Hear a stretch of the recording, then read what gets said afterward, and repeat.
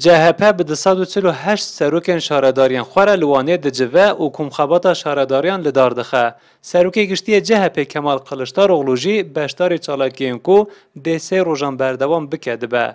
جیگیر سروکی گشتی CHP سید تورون ده کنگره که روزنامه‌گری در رخنه سیاست آق پارتی گرد او گوت. اول دیجی تاین کرنا قیومانه.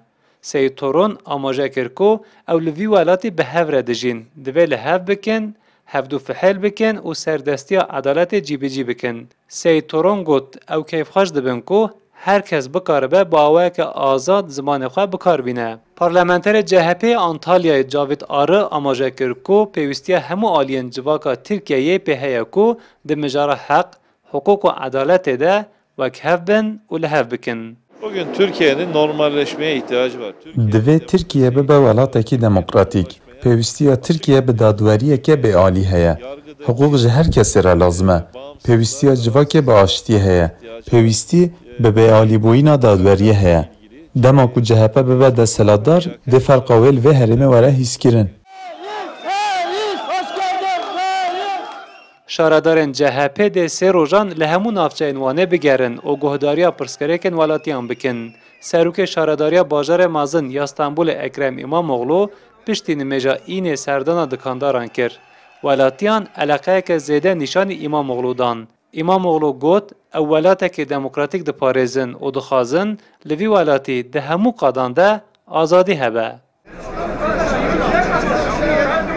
Di hilbijartinên rêveberiyên herêmî yên 2019 de CHP li Wanê sadê duduyê dengan angu ne hezar deng girtin.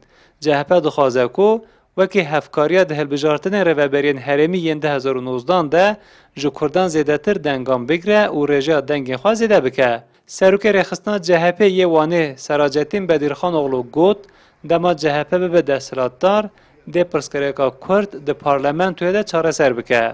Genel Başkan diyece emi her sorunu nava parlamentoyu da emi çekin. Muhatabı HDP'ye ji, partiye deneyine ji, riya demokrasiye çı lazım be iyi uy binin. Çünkü emi sözleşmek teze bikin.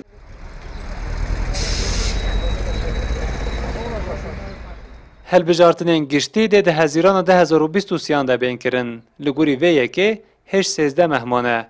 CHP di vê pêvajoyê de dixwaze ku bi berfirehkirina tifaqê hêza xwe zêde bike. Namzetê hevpar ji bo serokkomariyê destîşan bike. Pergala Rêveberiya Tirkiyeyê biguhere û pergala parlamenteriyê dîsa vegerîne. Lê ji bo ku bikaribe van guherînan bike, divê bibe desthilatdar. Gelo ev gavên ku CHP diavêje dê têra qanehkirina Kurdan bike ku Kurd dengên xwe bidin CHP anna. Bersiva vê pirsê di pêvajoya hilbijartinê de aşkere dibe.